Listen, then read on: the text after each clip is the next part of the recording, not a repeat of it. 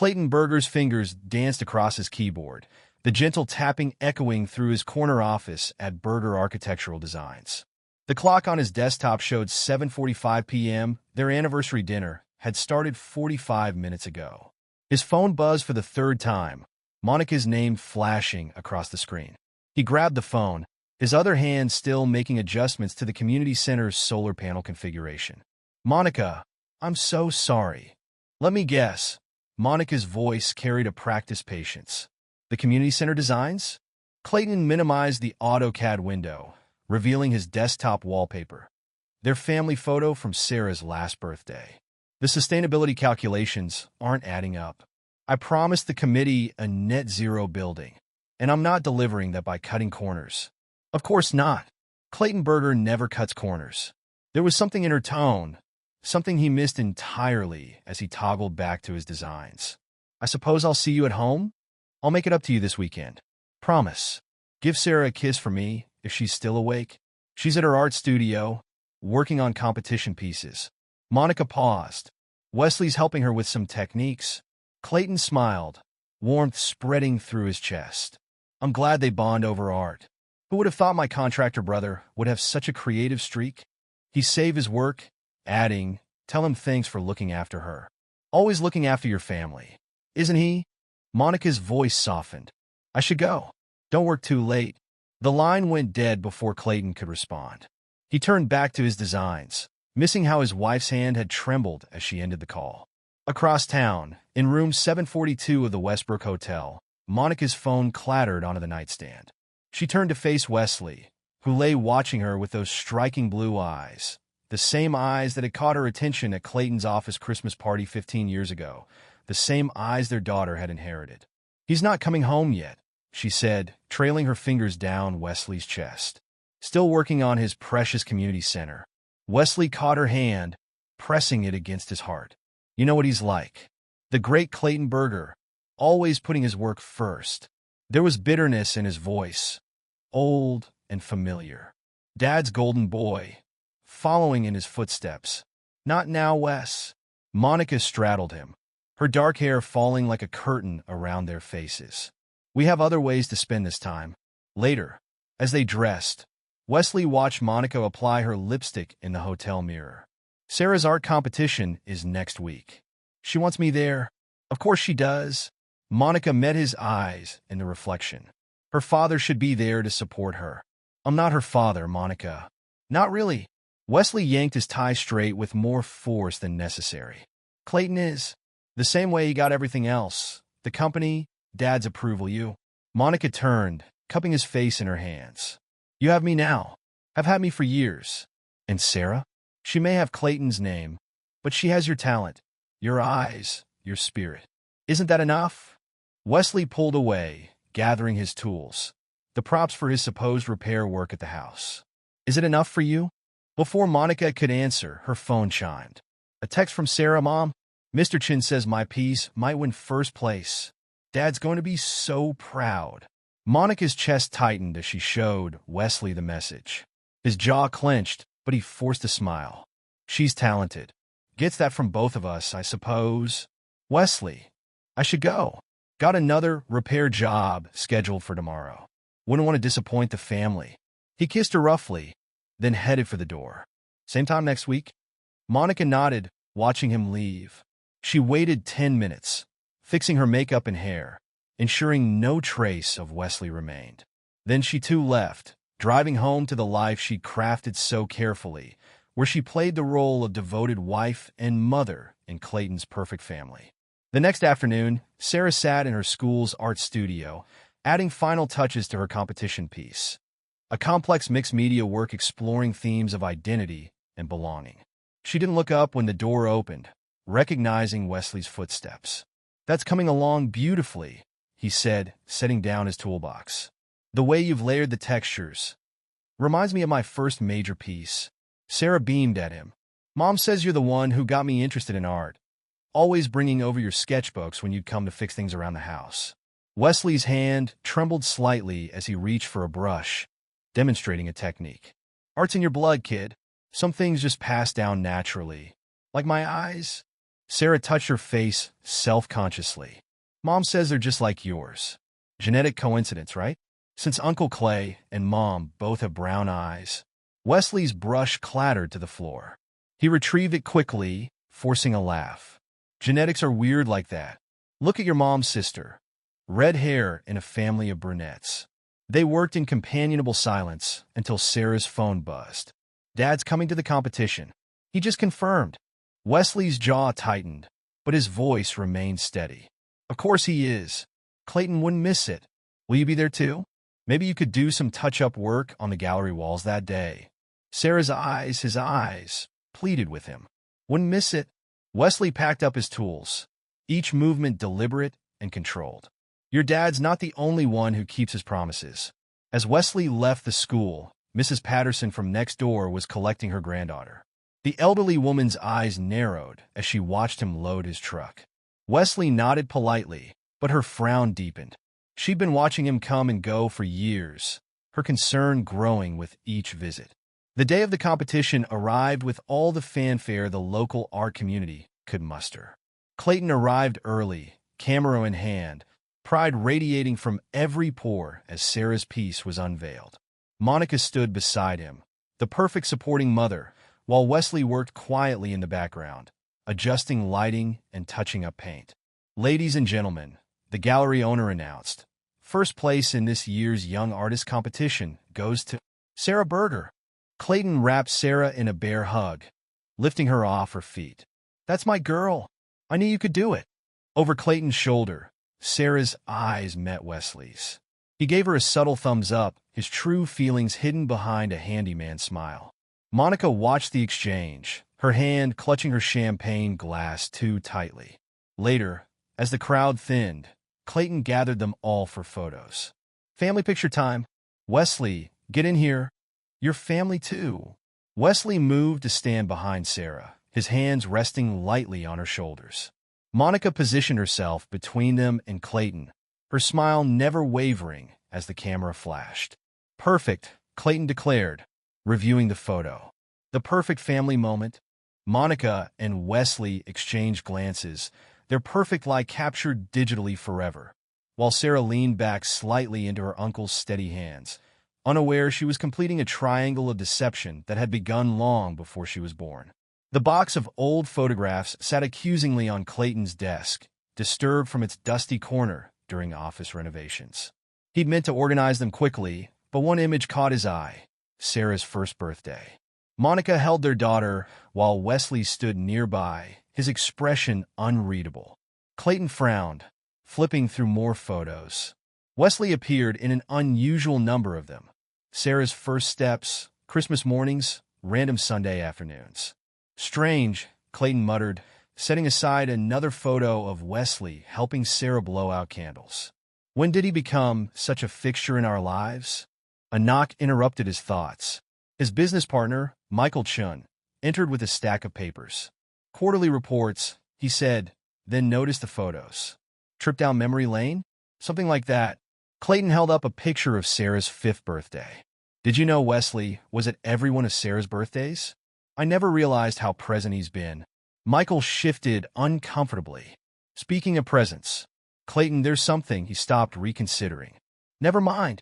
It's not my place. What is it? It's probably nothing. Michael straightened some papers unnecessarily. Just last month, when Monica said she was at that gallery conference in Chicago, I could have sworn I saw her at the Westbrook Hotel here in town. But I must have been mistaken. Clayton's phone buzzed. A text from Monica. Wesley's coming by to fix the kitchen sink. Don't worry about rushing home. Everything okay? Michael asked, noting Clayton's expression. Fine. Clayton tucked the photos away. Just house maintenance issues. At home, Monica rushed through the kitchen, gathering things. Wesley's jacket, left from his last visit, needed hiding. She'd grown careless lately, leaving traces of their affair where previously she'd been meticulous about erasing all evidence. The doorbell rang. Monica checked her reflection, smoothed her hair, and opened the door to find not Wesley, but Sarah. Mom, you won't believe what happened in biology today. Sarah burst in, dropping her backpack. We're doing blood types, and something weird came up. Mine doesn't match what it should be, given yours and Dad's types. Monica's hand gripped the doorframe. What do you mean? Well, you're type A and Dad's type B, right? So I should be either A, B, or AB. But I'm type O. Ms. Rodriguez says that's impossible unless. Your teacher is mistaken, Monica cut in sharply. The hospital must have recorded it wrong when you were born. I'll call them tomorrow. But, Sarah, please. I have a headache. Monica massaged her temples. Wesley will be here soon to fix the sink. Why don't you show him your latest sketches? Sarah's face brightened at Wesley's name, then fell slightly. He's been here a lot lately. Is everything okay with the house? Old houses need constant maintenance, sweetheart. We're lucky to have Wesley. As if summoned by his name, Wesley's truck pulled into the driveway. Sarah ran to greet him, missing how her mother's hands shook as she quickly hid his jacket in the coat closet. Wesley hugged Sarah, holding on a moment too long. Hey, kiddo, how's the art world's rising star? Confused about biology, Sarah replied. Did you know about blood types? Sarah, Monica called from the doorway. Homework, now.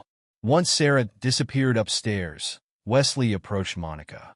We need to talk. The sink first, in case Clayton comes home. To hell with the sink. Wesley grabbed her arm. I can't do this anymore, Monica. The sneaking around. Watching my daughter call another man Dad, pretending I'm just a helpful uncle who appears whenever something needs fixing. Lower your voice. Monica hissed, pulling him into the kitchen. What do you want me to do? Tell Clayton? Destroy everything. Maybe it needs destroying. Wesley ran a hand through his hair. Sarah's asking questions about blood types. She's not stupid, Monica. Soon she'll figure it out. No, she won't. Not unless you tell her. Monica's voice turned hard. Remember our agreement. This arrangement works for everyone. Works for everyone? Wesley laughed bitterly. Works for you, you mean? You get everything. The perfect husband, the perfect house, the perfect life. I get to watch my brother raise my daughter and screw his wife on the side.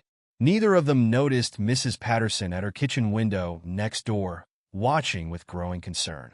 She'd seen too much over the years. The lingering touches, the long visits when Clayton worked late, the way Wesley looked at Sarah.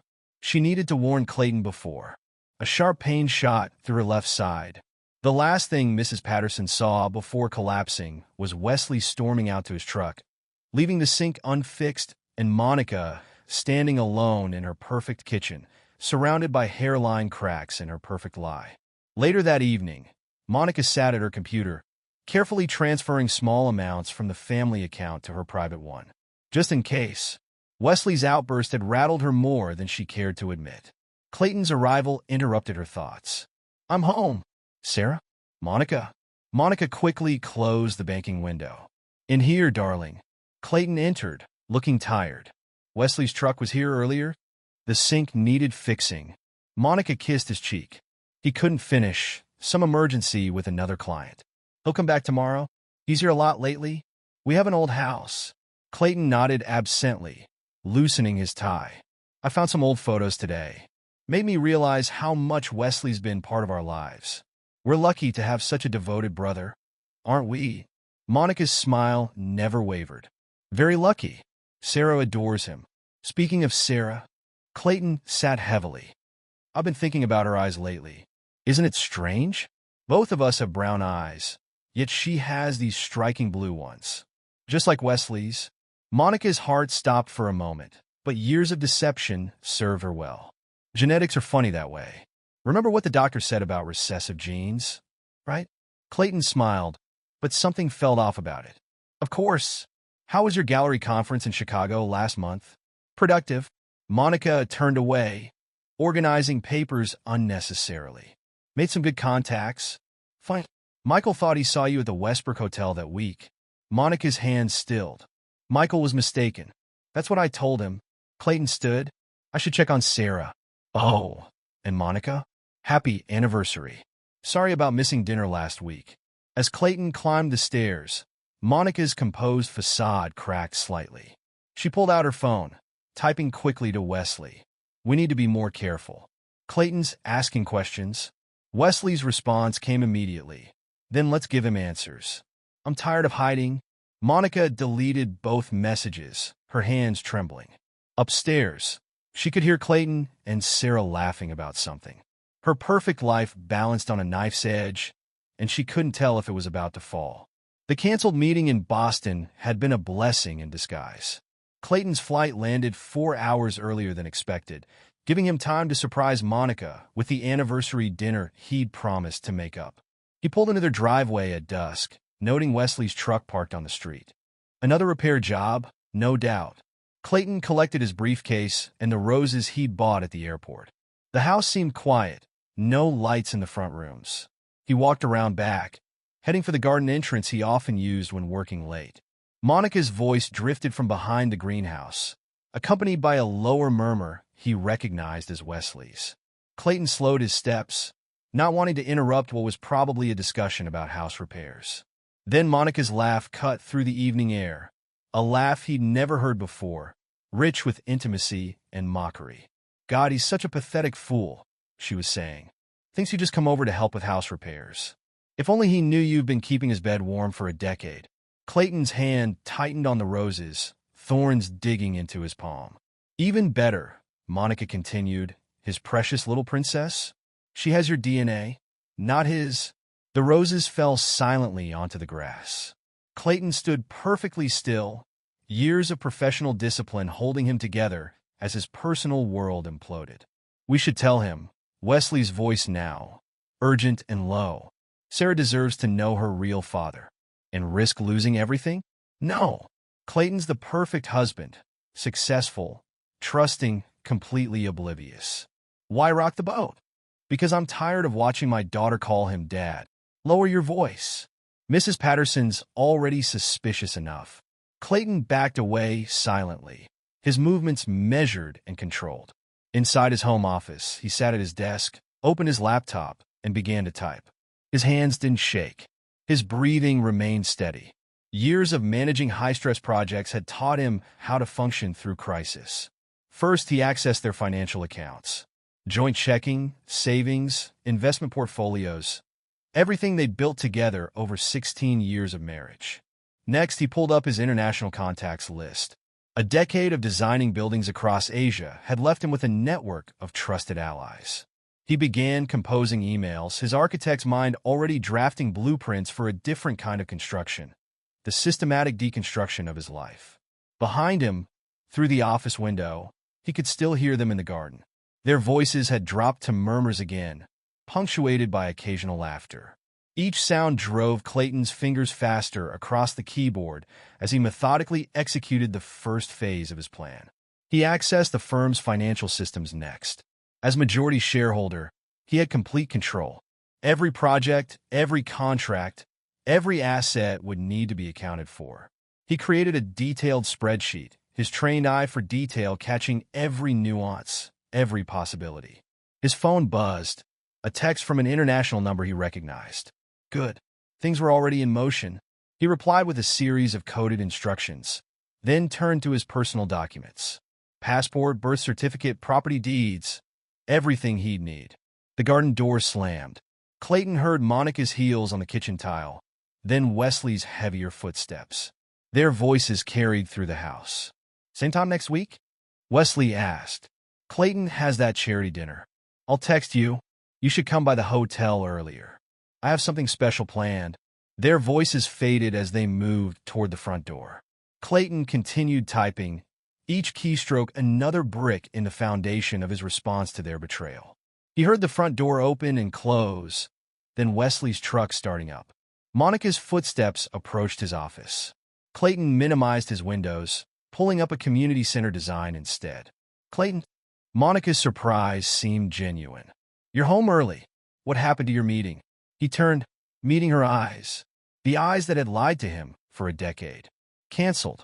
Thought I'd surprise you." His voice remained perfectly steady. "Wesley here for repairs. Just checking the greenhouse ventilation." Monica smiled. That same smile he'd trusted for 16 years. "Dinner? I can throw something together." "Already eaten." Clayton turned back to his computer. "Going to work late." "Don't wait up." "Always working." Monica's hand touched his shoulder.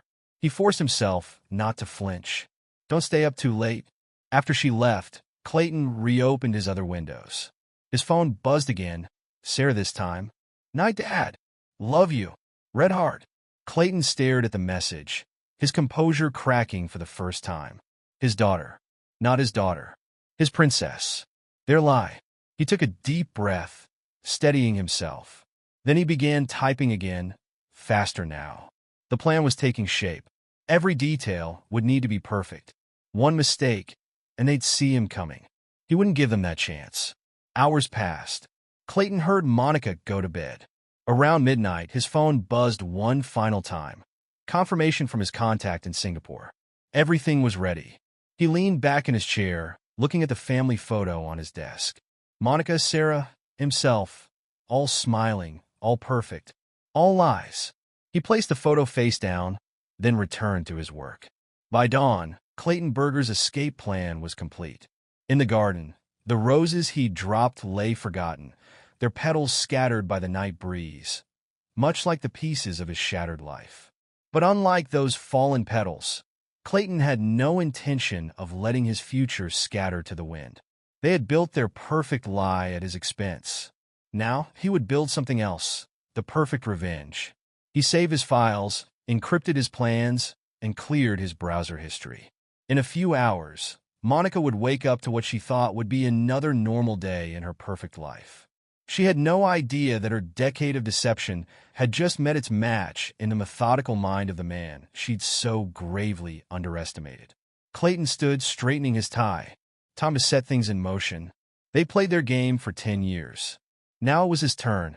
The morning sun hadn't yet touched the windows of Clayton's office when he began executing his plan. His computer screen reflected a complex web of financial transactions, each carefully designed to be untraceable. Numbers shifted from account to account, disappearing into a maze of international transfers. "Mr. Berger?" His secretary's voice crackled through the intercom. "Mr. Yamamoto from Singapore is on line 1. Clayton picked up the phone. "Hiroshi, thank you for accommodating my timeline. Your wire transfers are proceeding as planned," Hiroshi replied. "Though I must ask, are you certain about the discount on your company's shares? They're worth significantly more. Speed is worth more than money right now." Clayton's eyes fixed on his family photo. "Has the paperwork been prepared, as discussed?" "Yes. Your new identity awaits. But Clayton, as your friend." "Thank you, Hiroshi. That will be all?" Clayton ended the call and turned to his computer, initiating the final sequence of transfers. Across town, Monica woke to an empty house. Nothing seemed amiss at first. Clayton often left early for work. She made coffee, checked her phone, frowned at the lack of messages from both Clayton and Wesley. The silence felt different today, heavy with something she couldn't name. The doorbell rang at 9 a.m. A courier handed her a thick envelope and departed without a word. Monica's hands trembled as she opened it, legal papers spilling onto the kitchen counter. Divorce papers, asset transfer notifications, bank statements showing empty accounts. Her coffee cup shattered on the tile as she frantically dialed Wesley's number. "He knows," she whispered when he answered. "Clayton knows everything." Wesley arrived 15 minutes later to find Monica surrounded by papers, her carefully maintained composure shattered. "He's taken everything," she said, voice hollow. "Every account, every asset. Even my separate account is frozen." Wesley grabbed the papers, scanning them with increasing alarm. "How did he? These are from banks I didn't even know we had accounts with. Your brother's not as pathetic as we thought." Monica laughed hysterically. "All these years, we thought we were so clever." "Mom?" Sarah stood in the doorway, backpack half slung over her shoulder. "What's going on? Why are you home?" "Uncle Wesley." Before either could answer, another car pulled into the driveway. Through the window, they watched Clayton's lawyer, Richard Chun, approach with another stack of documents. "Mrs. Berger." Richard's voice was professionally detached as he entered the kitchen. "Mr. Barnes." "Miss Berger. I have some documents requiring your immediate attention." Sarah looked between the adults, confusion mounting. "Where's Dad?" Richard placed his briefcase on the counter. "Mr. Berger has authorized me to inform you that he has resigned from Berger Architectural Designs, effective immediately. The company has been sold to our Japanese partners." He turned to Monica. Mrs. Berger, you'll find complete documentation of Mr. Berger's departure, including evidence necessitating these actions. He pulled out a folder containing photographs, hotel receipts, text messages. A decade of deception laid bare in clinical detail. "Oh, God," Monica whispered. "Dad's gone?" Sarah's voice cracked. "I don't understand." "Mom?" Wesley moved toward his daughter, his biological daughter, but Monica's sharp glance stopped him. Richard continued methodically removing documents from his briefcase. "Mr. Berger has also instructed me to inform you that all joint accounts have been legally dissolved. Mrs. Berger's personal account has been frozen pending investigation of irregular transfers. Additionally," he turned to Wesley, "the IRS has been notified of certain discrepancies in Barnes Contracting's tax filings." "He can't do this," Wesley growled. "I assure you, Mr. Barnes, he can and has." Richard placed a business card on the counter. "My office will be handling all further communication. Good day."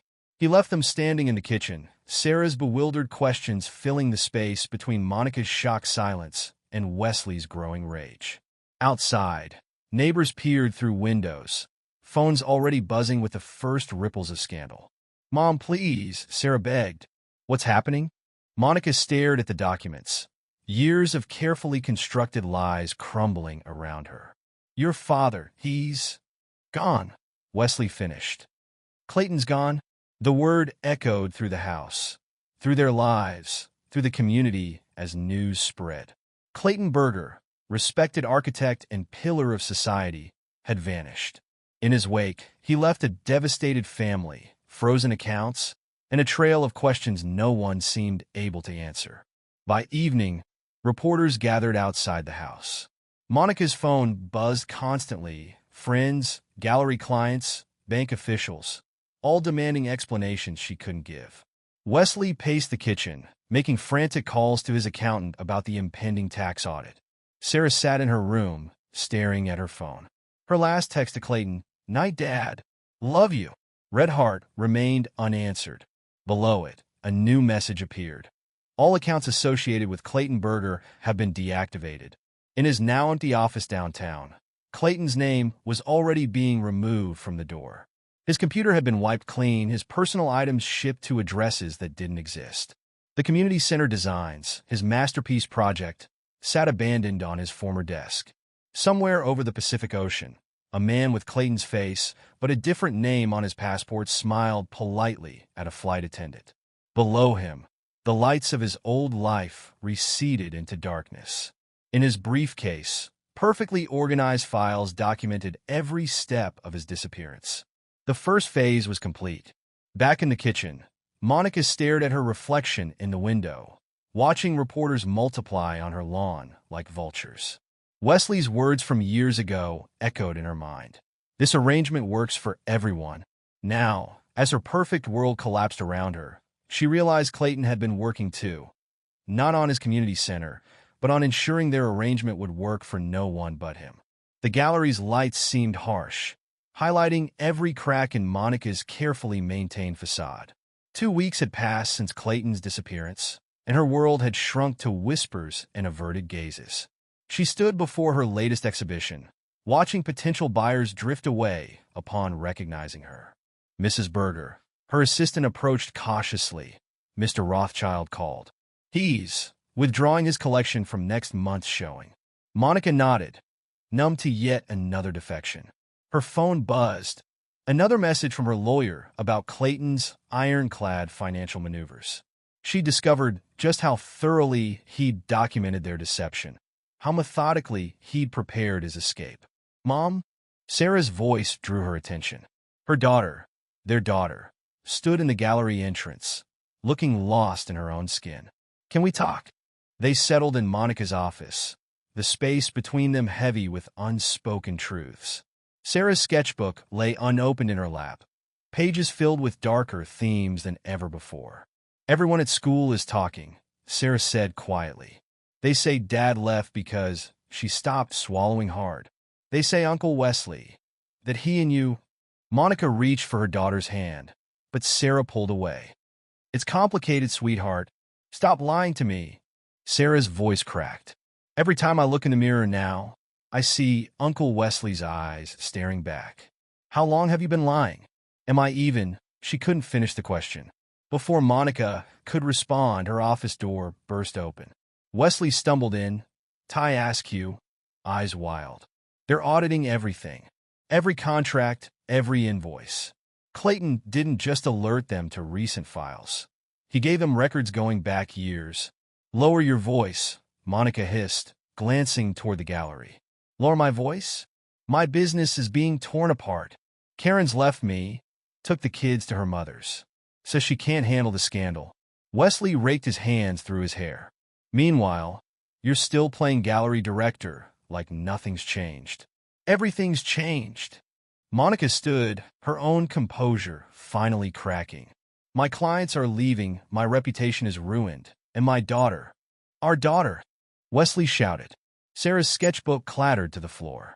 Pages scattered, revealing dark swirls and broken figures.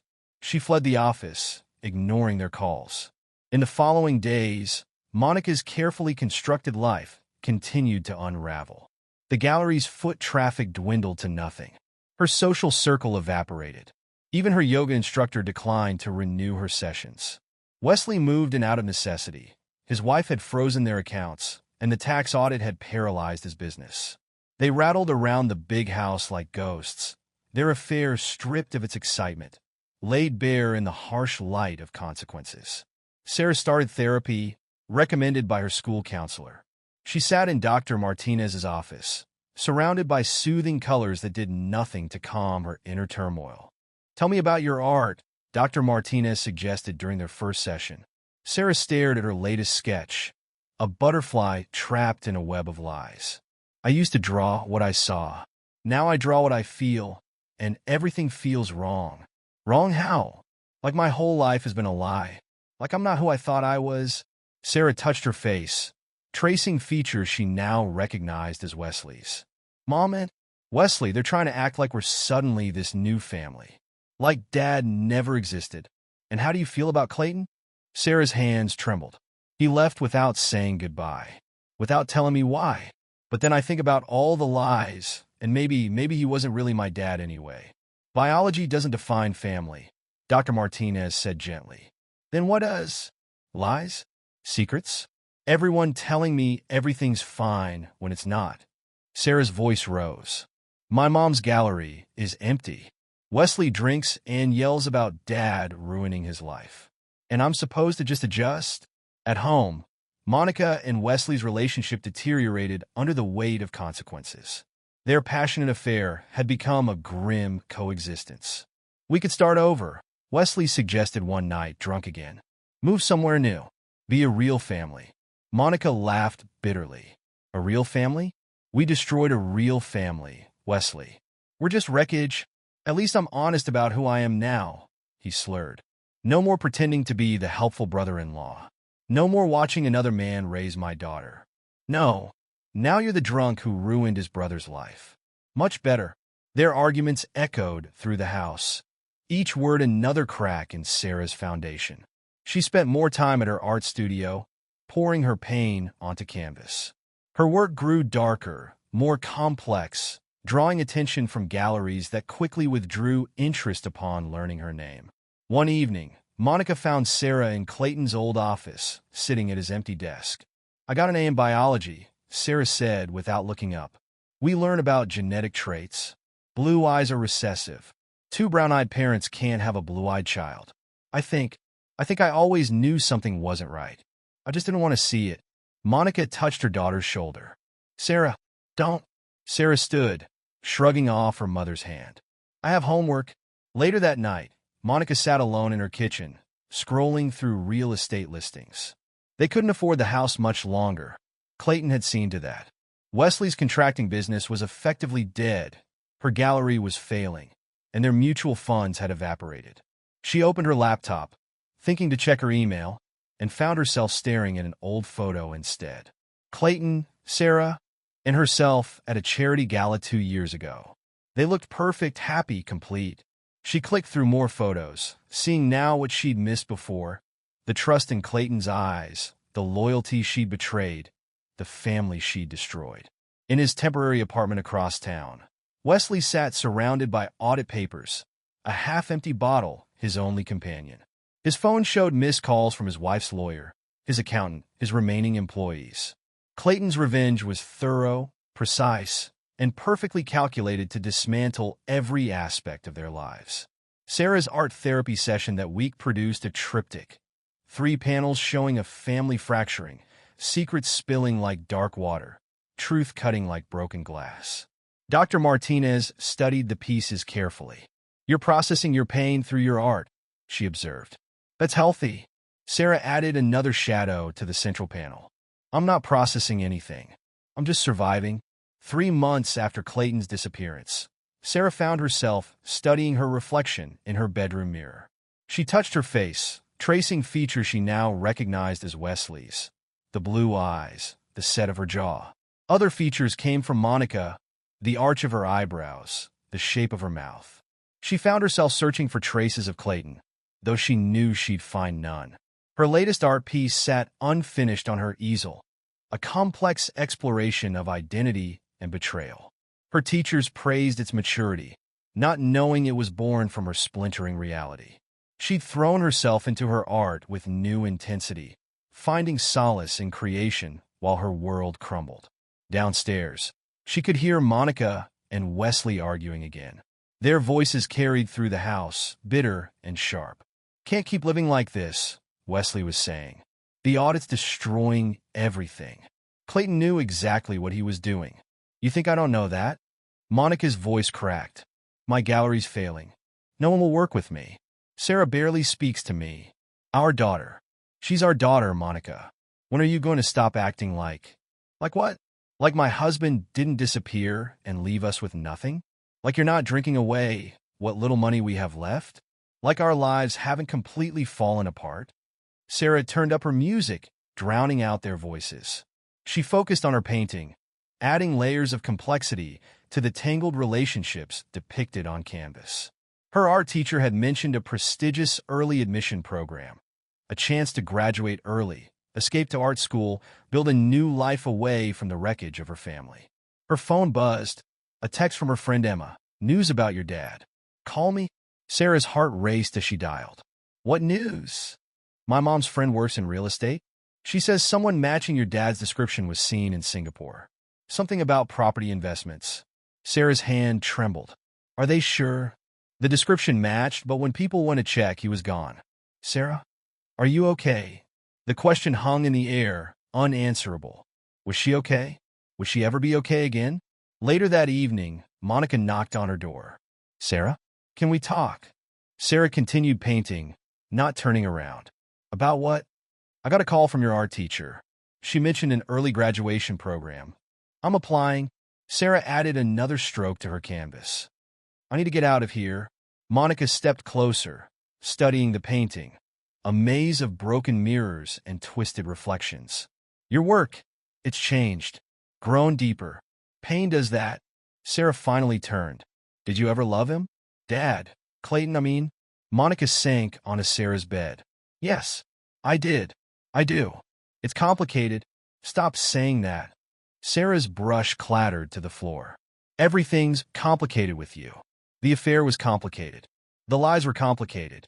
My whole life is complicated because you and Wesley couldn't." She stopped, breathing hard. Downstairs, they heard Wesley knock something over, followed by cursing. Monica closed her eyes briefly. "He's drinking again?" "He lost another appeal on his contracting license." Monica sounded tired. "The audit found irregularities going back years." "Clayton, your father. He was very thorough." Sarah picked up her brush, turning back to her painting.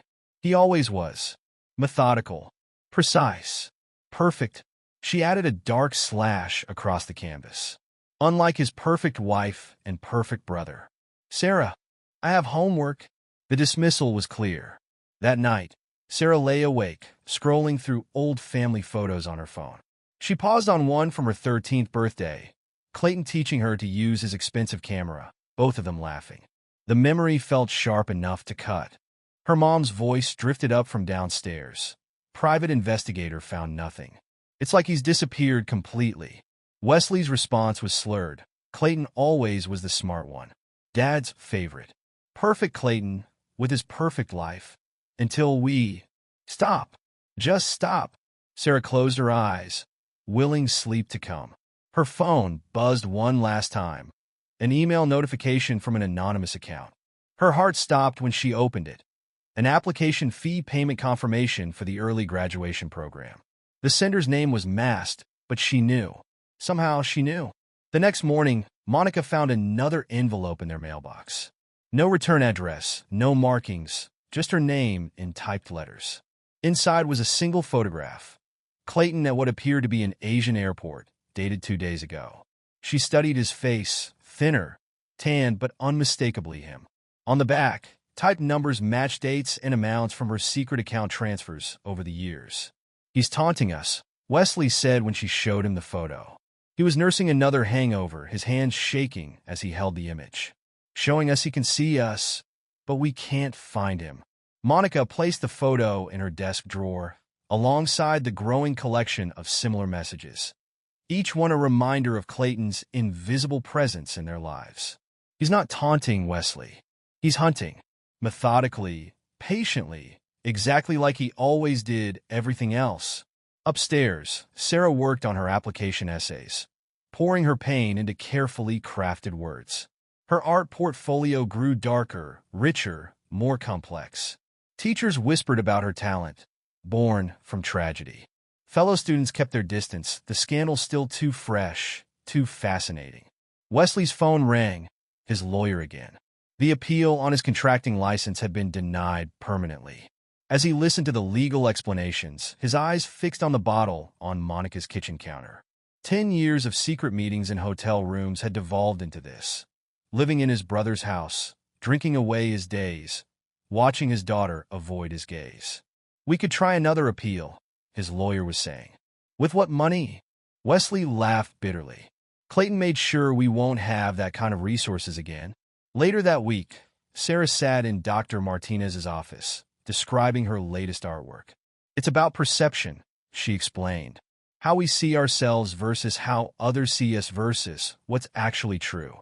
If there even is a truth anymore. And how do you see yourself now?" Dr. Martinez asked. Sarah stared out the window. As a collage. Pieces of Monica, pieces of Wesley, pieces of the life I thought I had with Clayton. None of them fit together anymore, but they're all still there. That evening, Monica found Wesley in Clayton's old office, surrounded by empty bottles. "We need to talk about Sarah," she said. "About her graduating early." "Running away, you mean?" Wesley didn't look up. "Can't blame her. We destroyed everything she believed in. We did what we... Don't." Wesley finally met her eyes. "Don't say it was complicated. Don't say we had our reasons. We were selfish, Monica. We wanted what we wanted and didn't care who we hurt. And now..." He gestured at the empty office, the scattered bottles, their broken lives. "Now we get to live with it." Sarah listened from the hallway, her heart aching. She returned to her room, to her canvas, to the only truth she could still trust, her art. As she painted, she thought about Clayton, wondering if he could see them now. Would he feel satisfied, knowing how thoroughly they'd unraveled? Or was this just the beginning? Monica spent that night sorting through gallery correspondence. More cancellations, more polite rejections. Their money was running out. The house would have to be sold soon. Wesley's drinking consumed what little income they had left. She looked at her reflection in her darkened laptop screen, barely recognizing the woman she'd become.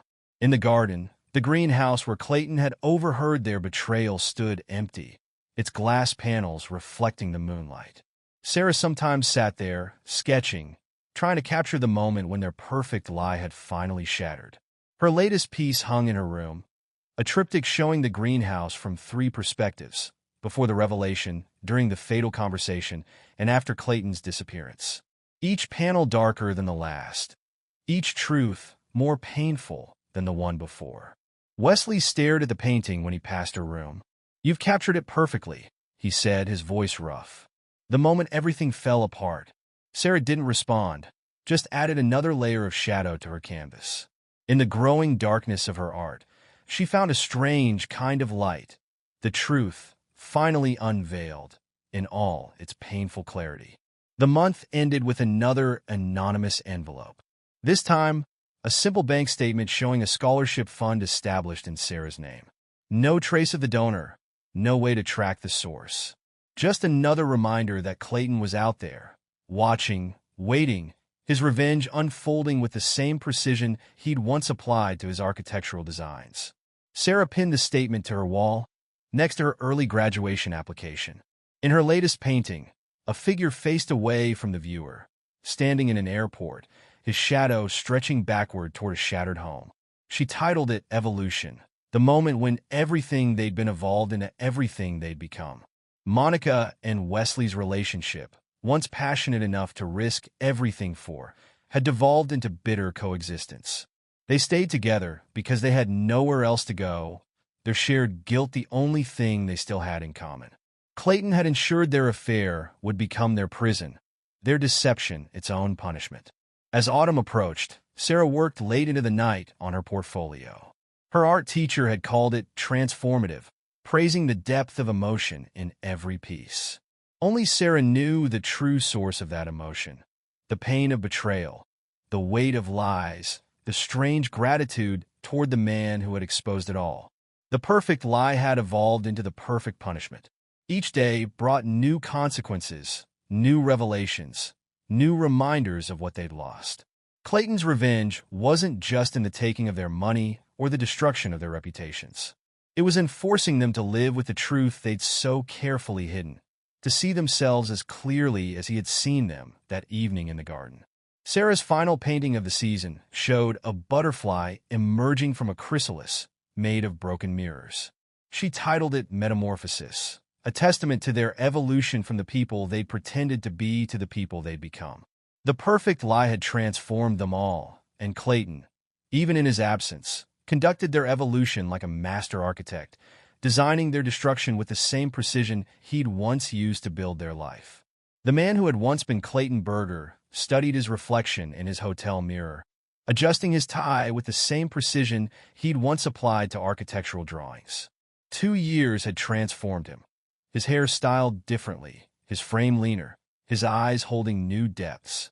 Even his accent had shifted, acquired hints of his time in Asia. He opened his laptop, reviewing the intelligence his private investigators had gathered. Monica and Wesley's attempts to rebuild their lives played out in a series of photographs and reports. Their new apartment, modest compared to the house they'd lost. Monica's small gallery venture in a less prestigious part of town. Wesley's frustrated attempts to restart his career under a different business name. The art community had gathered for the exhibition's closing, witnessing the final act of Clayton's calculated revenge. Critics praised Sarah's work, noting how it captured the complexity of truth and deception. Among them, whispers spread about the real story behind the paintings, the family drama that had inspired such powerful art. Your flight to Paris leaves next week? Clayton asked as they walked through the gallery one last time. Sarah nodded, pausing before a portrait of a fractured family. Will you come visit? Whenever you want. Clayton's voice softened. On your terms, your timeline. Wesley appeared at the gallery entrance, looking haggard. Security moved to stop him, but Clayton raised his hand. Let him say goodbye. Wesley stumbled slightly as he walked toward them. Sarah, please. You can't just leave. I can, she replied calmly. I'm your father. No, Sarah cut him off. You're my biological parent. There's a difference. She glanced at Clayton. I've learned that DNA isn't what makes a father. Monica watched from the doorway as Wesley's face crumpled. The community that had once embraced them now turned away, Clayton's revelations having exposed every attempt they'd made to rebuild their lives on fresh lies. The Paris scholarship, Monica said quietly. All this time, it was you, Clayton. Sarah's talent earned her the spot, he replied. I just made sure she had the opportunity to be seen. The gallery owner approached with final paperwork. Sales had exceeded expectations. Sarah's truth had resonated with collectors who recognized authentic pain transformed into art. Clayton watched as Sarah signed the documents, her hand steady. She had grown stronger through this, finding her voice in the midst of chaos. His revenge hadn't just been about destroying Monica and Wesley's deceptions. It had been about giving Sarah the space to discover her own truth. "The movers will pack your studio next week," he said. "Everything will be shipped to Paris ahead of you." Wesley made one last attempt. "Sarah, we can fix this. Your mother and I." "There's nothing to fix," Sarah interrupted. "You and Mom broke something irreparable years ago. Every lie since then has just been trying to hide the cracks." She turned to Clayton. "But sometimes broken things become art. Sometimes the truth, however painful, sets us free." The community had watched the drama unfold over 2 years. Clayton's disappearance, Monica and Wesley's fall from grace, and now this final act. His revenge hadn't required violence or direct action. He had simply exposed their lies and let truth do its work. Monica's gallery remained locked, her reputation in the art world destroyed. Wesley's contracting license was permanently revoked, his attempts at rebuilding his business thwarted at every turn. They had lost everything: social standing, financial security, and most importantly, their daughter's trust. But Clayton had gained something unexpected. Not just revenge, but redemption. In supporting Sarah's art, in watching her transform pain into beauty, he had found a way to rebuild what mattered most: the relationship with the daughter who, despite biology, was truly his. "Ready?" he asked Sarah as the gallery lights dimmed for the last time. She looked at her parents. Monica trying to maintain composure, Wesley broken by revelations, then turned to Clayton. "Yes, I'm ready for truth now." They walked out together, leaving Monica and Wesley in the emptying gallery, surrounded by paintings that told the story of their destruction. Clayton's revenge was complete, not through violence or direct action, but through the simple, devastating power of truth exposed. The community that had once whispered about Clayton's disappearance now nodded in understanding. His calculated revenge had revealed not just Monica and Wesley's betrayal, but the strength of the bond between a father and daughter. A bond formed not by blood, but by love and choice. As they left the gallery, Sarah looked up at Clayton. "Truth really does write its own endings, doesn't it?" Clayton smiled, genuine warmth replacing the cold precision of revenge. "No, Sarah, you wrote this ending. Through your art, your strength, your choices. I just made sure everyone could read it clearly." Behind them, Monica and Wesley stood in the empty gallery, their attempted fresh start shattered like the mirrors in Sarah's paintings. They had lost everything: each other, their daughter, their future. While Clayton had found something more valuable than revenge: honesty, redemption, and the unshakable bond with the daughter who had chosen him, just as he had chosen her. Mr. Yamamoto? A knock at his door. "Your car is ready." "Thank you." His voice carried the slight lilt he'd cultivated during his time abroad. James Yamamoto, his new identity crafted as carefully as any building he'd ever designed.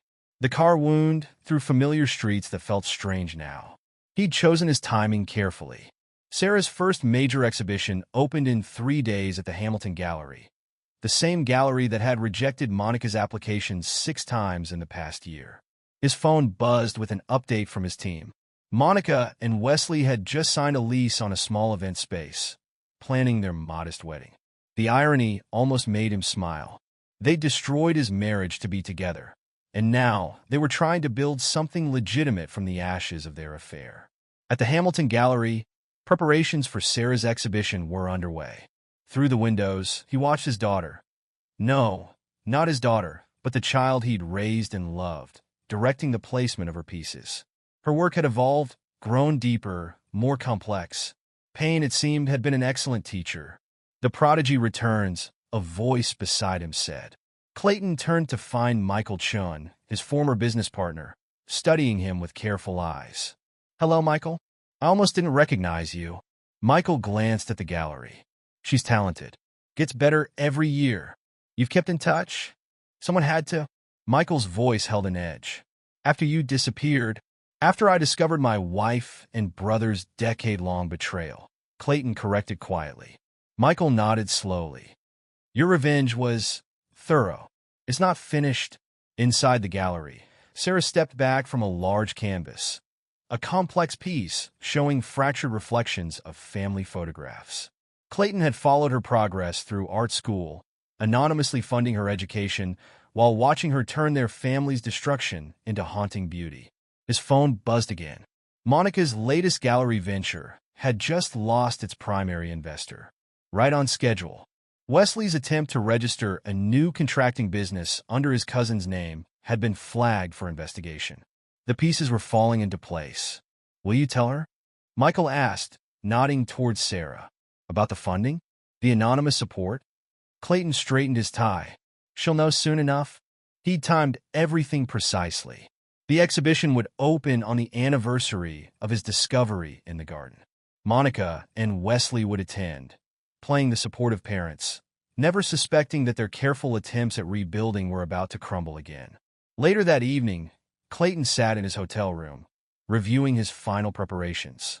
On his laptop screen, surveillance footage showed Monica and Wesley arguing in their apartment. Their relationship had grown brittle under the strain of poverty and public shame. His revenge had stripped away their passion, leaving only mutual blame and resentment. The invitation to Paris arrived, he asked during his nightly call with his team. "Delivered this morning." Sarah was ecstatic. "And the other arrangements?" "All in place. The gallery owner will announce the scholarship at the opening." Clayton ended the call, turning to the window. Below, the city sparkled, unaware of the drama about to unfold. He'd spent 2 years crafting this moment, ensuring every detail would align perfectly. Monica and Wesley thought they'd weathered the worst of his revenge. They had no idea he was just getting started. His phone chimed, another update. Wesley had tried to contact his ex-wife again, begging for reconciliation. Monica had discovered the attempt and stormed out of their apartment. Such predictable patterns. Such exploitable weaknesses. The exhibition catalog lay open on his desk, Sarah's artist statement catching the light.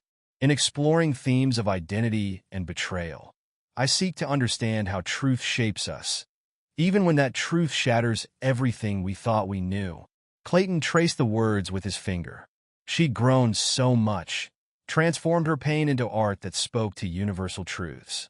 He'd made sure her talent found recognition, even as he systematically destroyed the lives of those who had betrayed him. A message from the gallery owner appeared on his phone. Final preparations complete. Security arrangements as requested. Everything was ready. In 3 days, he would step out of the shadows, reveal himself to the world he'd left behind. But first, he had some final pieces to move into position. He opened his laptop again, initiating the last phase of his plan. Emails began flying. Evidence of Monica's new indiscretions. Proof of Wesley's desperate attempts to hide his continued failures. Documents that would ensure their attempted fresh start would collapse spectacularly. Outside his window, a light rain began to fall. Clayton watched the drops trace patterns on the glass, remembering another rainy night 2 years ago when he discovered their betrayal. So much had changed since then. He had changed. His phone buzzed one final time that night, a message from Sarah to her anonymous benefactor. "Thank you for believing in my art. I wish I knew who you were." Soon, Clayton whispered to the empty room. Very soon, the Hamilton Gallery hummed with opening night energy. Sarah's exhibition, Reflections on Deception, had drawn an impressive crowd. Art critics mingled with collectors, their murmured conversations punctuated by genuine appreciation for the young artist's work. Monica and Wesley arrived together, their attempt at presenting a united front betrayed by the tension in their postures. Monica wore a dress she couldn't really afford, Wesley a suit that hadn't seen a tailor in 2 years. Their decline from social prominence to cautious rehabilitation was evident in every careful gesture. "Sarah," Monica called, spotting her daughter near the central installation. "Everything looks amazing." Sarah accepted her mother's hug with measured warmth. "Thanks for coming." She nodded to Wesley. "Both of you." The gallery owner approached, champagne in hand. "Sarah, darling, you must meet the Hendersons. They're absolutely captivated by your triptych." As Sarah moved away, Monica and Wesley drifted through the crowd, acutely aware of the whispers that followed them. Their story had become local legend. The affair, the betrayal, the spectacular revenge that had stripped them of everything. "Need a drink," Wesley muttered, heading for the bar. Monica wandered alone, studying Sarah's paintings. Each piece spoke of betrayal, of fractured truths, of families splintered by secrets. She paused before a particularly striking canvas. A man turned away, his reflection showing multiple faces. "Remarkable talent," a voice said beside her. She learned to see truth clearly. Monica froze. The accent was different, the tone altered, but she would know that voice anywhere. Slowly she turned. The man beside her was both familiar and strange. Clayton, but not Clayton. Transformed by time and distance, but unmistakably him. "Hello, Monica." She grabbed the nearest wall for support. "Clayton?" Across the room, Wesley dropped his glass. The crash drew eyes, including Sarah's. She stared at the man beside her mother, recognition dawning slowly on her face. "Dad?" Clayton moved through the suddenly silent gallery with measured steps. 2 years of planning crystallized in this moment. He stopped before Sarah, noting how she'd grown, how her art had matured. "Your work is extraordinary," he said softly. Sarah's hand trembled as she reached out, touching his sleeve as if to verify he was real. You're him, the anonymous donor, the support all these years." "Sarah," Monica stepped forward. "Sarah, please." "Please what, Monica?" Clayton's voice carried across the hushed gallery. "Please don't tell her how her mother and uncle betrayed her father. Please don't mention the decade of lies." Wesley pushed through the crowd. "You son of a bitch. You think you could just walk back in here?" "Actually," Clayton removed an envelope from his jacket. "I can. Especially since I own this gallery now." Monica's face went pale. "What?" "Along with the building where your new gallery was going to open." Clayton's smile held no warmth. "And the company your cousin was going to use to restart Wesley's contracting business. I've been busy these past 2 years." Sarah moved between them. "Stop it. All of you." "Sarah." Wesley reached for her arm. "We can explain." "Explain?" Clayton's voice turned hard. "Like you explained your relationship with Karen last month? Trying to reconcile with your ex-wife while planning a wedding with Monica." Monica whirled on Wesley. "What? Or should we discuss Monica's recent indiscretions?" Clayton continued. "The young artist she's been mentoring quite personally?" The gallery crowd murmured, phones appearing to capture the unfolding drama. Sarah backed away from all of them, her face a mask of pain and revelation. "You knew?" she asked Clayton. "All this time, you knew where we were?" "I never left," Clayton said quietly. "I just stepped back to watch the truth do its work." A security guard appeared at his side as planned. "Sir?" "The documents you requested." Clayton took the folder, removing photographs and papers. Evidence of Monica and Wesley's continued deceptions. To each other, to the world, to themselves. He laid them out on a nearby table like pieces of a forensic investigation. "Every lie," he said calmly. "Every betrayal. Every attempt to rebuild your lives on fresh deceptions. All documented. All preserved." Monica's carefully maintained composure cracked. "Why? You've already destroyed us. What more do you want?" "Justice," Clayton replied. "Truth." The same things Sarah explores in her art. The gallery owner stepped forward, reading the room's tension. "Perhaps we should." "No." Sarah's voice cut through the chaos. "No more hiding. No more lies." She turned to Clayton. "You've been watching us? Supporting my art while destroying their lives?" "Supporting truth," Clayton corrected. "Your truth, expressed through art. Their truth, exposed through consequences." Wesley lunged forward suddenly, rage overcoming caution. Security intercepted him smoothly, professionally.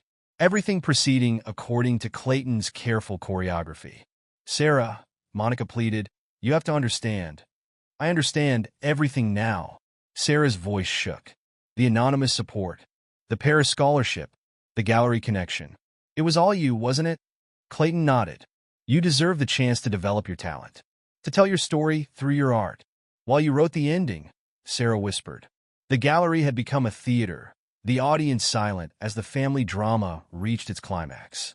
Monica's young artist lover slipped quietly toward the exit.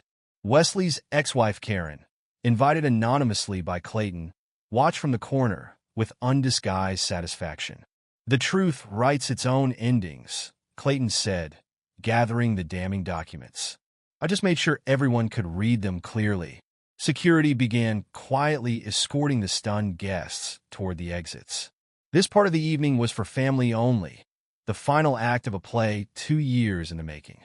Sarah stood before her central piece, a massive canvas showing a family photo being slowly erased, truth bleeding through the fading lies. She looked between her parents, the weight of revelation heavy in her eyes. "All this time," she said softly, "I painted what I felt. But I never knew I had an audience who understood exactly what I was trying to say." Clayton moved to stand beside her, studying the painting. "You said it perfectly. Through every piece, every brush stroke." Monica and Wesley remained frozen, their carefully reconstructed world crumbling around them once again. The truth Clayton had unleashed would destroy their wedding plans, their fresh start, their attempts to rewrite their story. The gallery lights dimmed slightly, a prearranged signal. Time for the final revelations, the last pieces of Clayton's calculated revenge falling into place like the tumblers of a lock. Morning light filtered through the gallery windows, illuminating the aftermath of the previous night's revelations. Sarah sat alone before her paintings, her world rearranged yet again, but somehow clearer now. Footsteps approached, Clayton, carrying 2 coffee cups. "I remember you take it with honey instead of sugar." Sarah accepted the cup, studying him over its rim. "You remembered a lot of things. Watched a lot of moments. Every important one." Clayton settled beside her. "Your first gallery show, your early graduation, every step of your journey, while systematically destroying their lives, while letting truth destroy the lies they'd built." Clayton sipped his coffee. "There's a difference." Across town, Monica stood in their half-packed apartment. The wedding venue had canceled. Clayton's ownership of the building had come with termination clauses she hadn't bothered to read. Her new gallery space, her fresh start, all evaporated like morning mist. Wesley was gone, fled to Karen's house in a desperate attempt to salvage something from the wreckage of his life. But Karen, forewarned by Clayton, had changed the locks and filed a restraining order. "You have to admire the thoroughness," Monica's lawyer said over the phone. "Every contract, every agreement, every plan you've made." He found ways to dismantle them all. Back at the gallery, Sarah led Clayton through her exhibition. "This one," she paused before a particularly complex piece, "is about the moment I realized who I was and wasn't." "The genetic truth didn't change who you are," Clayton said quietly. "Didn't it? Biology isn't destiny, Sarah. We're shaped by choices, not chromosomes." A messenger arrived with an envelope, the formal offer from the Paris Art Academy. Sarah opened it with trembling fingers. "A full scholarship," she whispered. "You earned it," Clayton said. "Your talent did that, not my influence. But you made sure they saw my work. I opened doors. You walked through them on your own merit." The gallery owner approached with paperwork, sales from the opening. Despite or perhaps because of the drama, Sarah's work had resonated deeply. Collectors recognized the truth in her paintings, the authentic pain and revelation captured in each piece. "Paris," Sarah said softly. "A fresh start. If you want it." Clayton watched her carefully. "The choice is yours." Across the city, Wesley sat in a bar, his contracting license permanently revoked.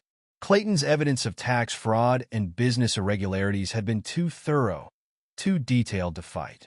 Monica arrived at her gallery space one last time, finding the locks changed and a notice of termination posted. Her young artist lover had already accepted a position at a gallery in Seattle, leaving only a brief text goodbye. Clayton's revenge had been precise, calculated, and complete, not through violence or direct action, but through the simple exposure of truth. Every lie they'd told, every deception they'd crafted, had become a weapon in his hands. Sarah stood before her final piece, a phoenix rising from shattered mirrors. "I think I understand now," she said. "Why you did it this way. Why you waited. Do you? You wanted me to find my voice first. To be strong enough for the truth. Clayton nodded slowly. Truth without strength to bear it is just another kind of pain. The gallery began filling with workers, preparing to take down the exhibition. Sarah's pieces would be carefully packed, some for collectors, others for Paris. "What happens now?" she asked. "Now you choose," Clayton replied. "Paris. Art. Truth. Your own path. And them? They chose their path long ago. Every lie, every betrayal, was a choice." Monica appeared at the gallery entrance, hesitating. Security moved to intercept her, but Sarah held up her hand. "Let her in." Monica walked slowly through the gallery, her designer clothes from last night replaced by simple jeans and a sweater. The transformation from society artist to disgraced curator was complete. "Sarah," she began. "I'm going to Paris." Sarah cut her off. "I've accepted the scholarship." Monica's eyes filled with tears. "I know I don't deserve to ask anything, but—" "No," Sarah said quietly. "You don't." Clayton watched the exchange silently. Seeing the strength in Sarah he'd helped nurture from afar. She was no longer the confused teenager he'd left behind, but a young woman who had transformed pain into art, betrayal into truth. The art community had gathered for the exhibition's closing, witnessing the final act of Clayton's calculated revenge. Critics praised Sarah's work, noting how it captured the complexity of truth and deception. Among them, whispers spread about the real story behind the paintings, the family drama that had inspired such powerful art. Sarah's art would travel to Paris, but it wasn't just an escape. It was a triumph. She had taken the shattered pieces of her family's deception and created something beautiful, something true. Clayton's revenge was complete. Not in the destruction of Monica and Wesley's lives, but in the preservation of what mattered most. His bond with Sarah, built not on blood, but on choice, on truth, on love that survived betrayal. Epilogue. 5 years after the exhibition that changed everything, Sarah Berger stood in Paris's prestigious Galerie Lumière, watching as her latest collection, Perfect Deceptions, was unveiled. The series of interconnected pieces told her family's story through metaphor and memory. Each canvas a chapter in their shared history of truth and lies. Clayton moved through the crowd with quiet pride, his transformation from vengeful architect to supportive father complete. The years in Asia had changed him permanently, his bearing more relaxed, his smile easier, though his eyes retained their methodical attention to detail. He'd built a successful international consulting firm, designing sustainable communities across Southeast Asia while maintaining his careful watch over those who had betrayed him.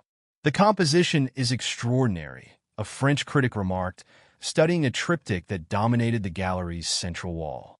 "The way you've captured familial deception, it's both universal and painfully personal." Sarah nodded, touching the delicate gold pendant Clayton had given her on her graduation from the Paris Art Academy. "Truth has its own beauty," she replied in perfect French, "even when it hurts." The pendant was a butterfly emerging from a chrysalis made of broken mirrors, a physical embodiment of the transformation she'd undergone. At 20, she'd become one of Paris's most promising young artists, her work sought after by collectors who recognized the depth of emotion behind each piece. Across the Atlantic, in a small apartment on the outskirts of their old city, Monica Castillo lived a diminished version of her former life. Her attempted revival in the art world had failed repeatedly, Clayton's influence ensuring that each new venture collapsed before it could take root. She taught basic art appreciation at a community center, her classes half empty, her name still carrying the taint of scandal. The young artist who had once been her lover had achieved moderate success in Seattle, but he never acknowledged their connection. Monica's reputation had become toxic. Anyone associated with her found their careers mysteriously stalled, their opportunities evaporating like morning dew. Wesley Barnes had fared even worse. After his contracting license was permanently revoked, he'd cycled through a series of increasingly menial jobs. His drinking had worsened until a drunk driving incident landed him in mandatory rehabilitation. Karen, his ex-wife, had remarried and moved to California with their children. The courts had granted her full custody, citing Wesley's instability and financial troubles. He lived now in a small room above a hardware store, working as a handyman for cash under the table. Every attempt to rebuild his life had been methodically dismantled by Clayton's invisible hand.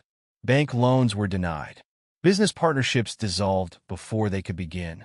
Even rental applications mysteriously fell through. Your mother sent another letter, Clayton mentioned quietly as he and Sarah studied her centerpiece. A massive canvas showing a family photograph being consumed by truth, the paint itself seeming to bleed reality through the perfect lie. Sarah's hand tightened on her wine glass. And the usual. Asking for help, claiming she's changed. Wanting to be part of your success. Clayton paused. She's working at an art supply store now. Wesley's been in and out of rehab again. Good. Sarah's voice held no satisfaction, only acceptance. Their choices had consequences. Just like yours did. Just like mine have. The consequences of Clayton's revenge had rippled through their community for years. Monica and Wesley's wedding had never happened. Their relationship had crumbled under the weight of poverty and mutual blame. They tried to stay together briefly, united by their shared fall from grace, but even that had failed. Monica had attempted to write a memoir, hoping to profit from the scandal, but publishing houses mysteriously lost interest after receiving certain documents about her ongoing deceptions. Wesley had tried to reconcile with Karen, only to find she'd been thoroughly warned about his desperate attempts to reclaim his old life. Mrs. Patterson would have appreciated this, Sarah said, indicating a smaller piece that showed their old neighbor's house, where the first cracks in their perfect lie had appeared. The elderly woman had passed away 2 years after Clayton's revenge began, but she'd lived long enough to see the truth she'd tried to reveal finally come to light. Clayton's business partners had prospered under the Japanese acquisition, the community center project completed by others. Michaelchen had maintained loose contact, one of the few who understood the full scope of Clayton's calculated response to betrayal. The exhibition catalog included a foreword by a prominent art historian. In Perfect Deceptions, Sarah Berger explores the archaeology of truth, how lies build upon lies until truth becomes an act of excavation. Her technique mirrors her subject matter. Layers of paint revealing and concealing, just as family secrets emerge through time's patient erosion. Guests at the opening included collectors from across Europe, but notably absent were Monica and Wesley. They'd received invitations, Clayton's final twist of the knife, but their responses had gone unanswered. Their presence remained only in the art they'd inspired. Their betrayal transformed into beauty by the daughter they'd lost. The Americans are calling it a triumph, the gallery owner said, approaching with a stack of reviews. They want to know if you'll consider a showing in New York. Sarah glanced at Clayton, who smiled. Your choice, he said softly. Always your choice. Choice had become their watchword, their way of acknowledging that blood meant less than loyalty, that truth meant more than genetics. Clayton had chosen to raise Sarah as his own, chosen to protect her even as he destroyed those who had betrayed them, chosen to support her journey into art even as he methodically dismantled her biological parents' lives. In their old community, Monica and Wesley had become cautionary tales. Their names were whispered at dinner parties, their story a modern parable about the price of betrayal. Monica's gallery space had been converted into a trendy restaurant, her artistic legacy reduced to teaching basic color theory to retirees. Wesley did odd jobs for people who'd once hired him as a contractor, the irony of his fall lost on no one. Sarah's art told their story, but not as they would have written it. Her paintings captured the complexity of betrayal, the way truth could heal even as it destroyed. Critics noted the technical brilliance, but what drew viewers was the emotional authenticity, the raw honesty of a daughter grappling with the lies that had shaped her life. I have something for you, Clayton said as the evening wound down. He handed Sarah an envelope containing recent photographs. Monica leaving her small apartment for her shift at the art supply store. Wesley sitting alone in a diner, both of them aged beyond their years by consequence and regret. Still watching, Sarah observed. Always. Clayton's voice held no anger now, only certainty. Some truths need maintenance. The exhibition would travel to London next, then Berlin, each showing adding to Sarah's reputation as an artist who transformed personal pain into universal truth. Her success was her own, earned through talent and hard work. But Clayton had ensured her path remained clear of the obstacles Monica and Wesley repeatedly tried to place. They'd both attempted to contact galleries showing Sarah's work, offering interviews about the real story behind the paintings. Each time, Clayton's quiet influence had closed doors, redirected opportunities, protected the truth Sarah had chosen to tell through her art. "Do you ever regret it?"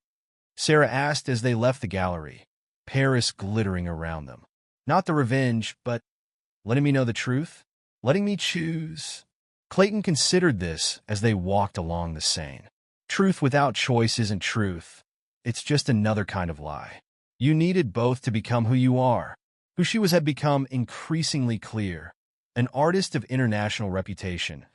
A young woman who had transformed betrayal into beauty. A daughter who had chosen her father just as he had chosen her. Her work hung in galleries across Europe, each piece a chapter in their story of truth's triumph over perfect lies. Back in their old city, Monica closed another empty gallery exhibition, her small showing of student work from her community center classes. She tried to leverage Sarah's success, mentioning their connection, but Clayton's influence had ensured her claims brought only embarrassment. Wesley watched his son's college graduation through social media posts, his attempts to reconnect with his children thwarted by restraining orders and his own inability to maintain sobriety. Every job application, every apartment viewing, every attempt to rebuild ended in mysterious rejection. The community that had once embraced them now treated them as object lessons. Their story was discussed in whispered tones. How Clayton's methodical revenge had exposed every lie. How truth had proven more devastating than any act of violence.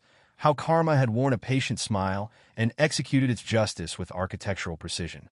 Sarah's Perfect Deceptions exhibition would eventually be recognized as a defining moment in contemporary art, not just for its technical brilliance, but for its unflinching examination of truth, betrayal, and redemption. Critics would note how each piece seemed to reveal new layers with each viewing, just as Clayton's revenge had unfolded in careful, deliberate stages. As father and daughter walked along the Seine, their conversation turned to future projects. Sarah had begun sketching ideas for a new series, while Clayton's consulting firm had expanded into environmental sustainability. They had built something new from the ashes of betrayal, a relationship founded on choice rather than obligation, on truth rather than pretense. Monica and Wesley remained trapped in the consequences of their choices, their perfect lie transformed into perfect justice. They lived as shadows of their former selves, watching from a distance as Sarah's star rose and Clayton's success grew, understanding too late that their betrayal had cost them not just their social standing or financial security, but the love of a daughter who had chosen truth over biology. The exhibition catalog ended with Sarah's artist statement, "Perfect deceptions shatter perfectly. Truth remains sharp-edged and clean, ready to be transformed into something beautiful." This collection honors that transformation, from lie to truth, from betrayal to justice, from perfect pretense to perfect understanding. Clayton's revenge had been complete, but his triumph lay not in the destruction of Monica and Wesley's lives, but in the relationship he'd built with Sarah. Together, they had transformed a story of betrayal into one of redemption, proving that the strongest bonds are not forged by blood, but by choice, truth, and love that survives even the most perfect deceptions. And there you have it. Another story comes to an end. What did you think? I'd love to hear your thoughts in the comments below. If you enjoy this story, consider joining our community by subscribing. It means the world to us. For more stories like this one, check out the recommended videos on screen, and I'll see you there.